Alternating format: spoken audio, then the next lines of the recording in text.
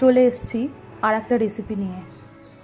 নমস্কার, আজকে আমি আলুর দম করে দেখাবো পনির স্লাইস দিয়ে। প্রথমে আলুগুলোকে ছুলে নিয়ে ভালো করে জল দিয়ে ধুয়ে নেব। তারপরে এদিকে একটা পেস্ট বানিয়ে নেব। দিয়ে দেব দুটো টমেটো, 10-12টা কাজু বাদাম, আদা আর অল্প করে জল। তারপরে পেস্টটা বানিয়ে নেব। পেস্টটা হয়ে গেছে। এদিকে আলুগুলোকে সেদ্ধ করে নিয়েছি। সেদ্ধ করার পর আলুগুলোকে একটা পাত্রে তুলে নিলাম। নিয়ে কাঁটা চামচ দিয়ে এইভাবে ফুটো ফুটো করে দেব, যাতে মশলাগুলো আলুর মধ্যে ভালো করে ঢোকে। এবার কড়াইতে তেল দিয়ে নিলাম। দিয়ে দিলাম গোটা জিরে, তেজপাতা, দুটো শুকনো লঙ্কা, গোটা গরম মশলা। তারপরে আলুগুলোকে দিয়ে দিচ্ছি।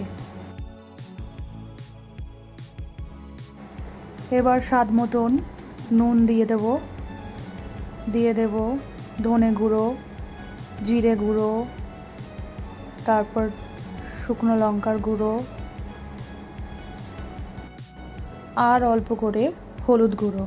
এবার আলুগুলোর সাথে মশলাগুলো ভালো করে মিশিয়ে নিচ্ছি। দিয়ে আলুগুলোকে ভাজা ভাজা মতন করে নেব।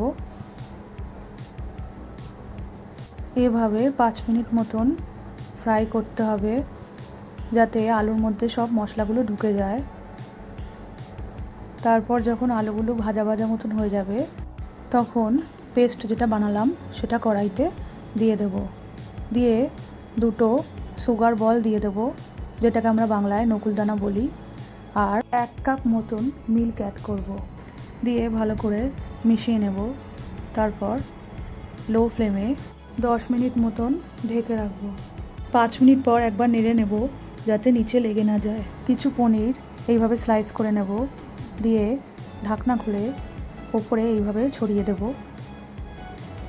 আলুর দম তৈরি হয়ে গেছে। এবার একটা পাত্রে আলুর দম ঢেলে নিলাম। উপর দিয়ে কয়েকটা পনিরের স্লাইস ছড়িয়ে দিলাম। ভিডিওটা ভালো লাগলে লাইক, শেয়ার, সাবস্ক্রাইব করবেন।